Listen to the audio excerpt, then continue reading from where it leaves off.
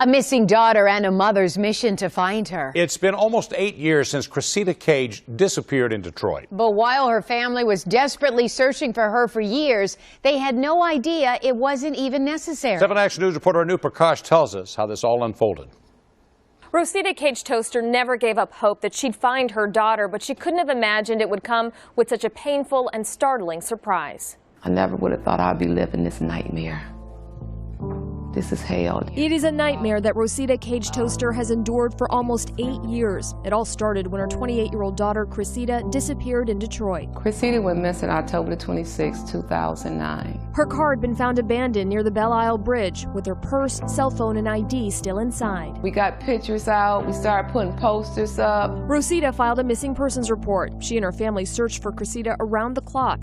Days turned to years. The pain left Rosita feeling empty, mentally and physically. I lost so much weight that my sister said my ribs was showing. I got sick. I was admitted to the hospital. But through all the anguish of not knowing what happened to Rosita, she never gave up hope. I knew I had to do my own work, my own detective work. In April, Rosita says she reached out to a national missing persons organization pleading for help, urging them to focus on the fact that Rosita had a distinctive tattoo. Please focus on the tattoos.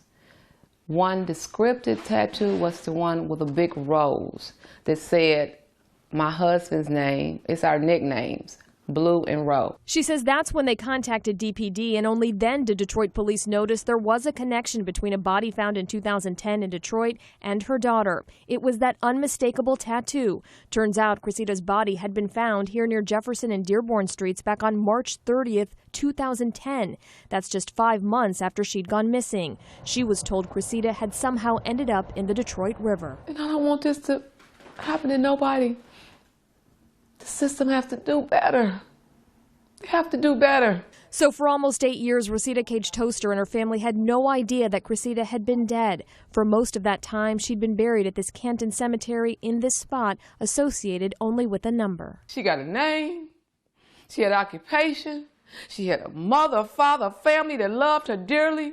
She wasn't just a number. According to Rosita, investigators dropped the ball, and she claims they could have made the tattoo connection right after Rosita's body was found. She also says it was assumed that Rosita wasn't African American. Someone put down that she was Hispanic or Caucasian, and this is what they claim the mix-up was. We went to Detroit police to try and get answers. Her body had been in the river all of that time, so you know the complexions and things of that undergoes a change. It's kind of hard to elaborate on that. But there was also that tattoo. Why couldn't that connection have been made years ago? During that time and period in Detroit history, I cannot really account for what may or may not have happened.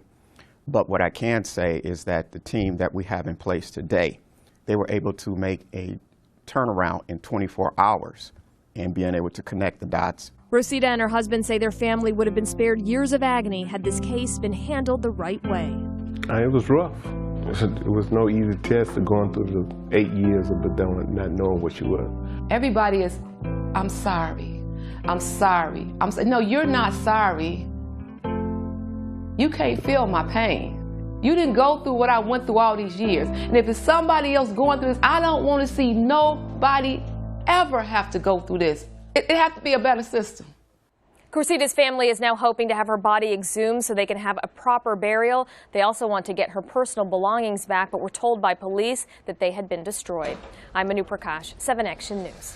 The Wayne County Medical Examiner's Office tells us they did document Rosita's tattoo in the autopsy report that they provided to DPD.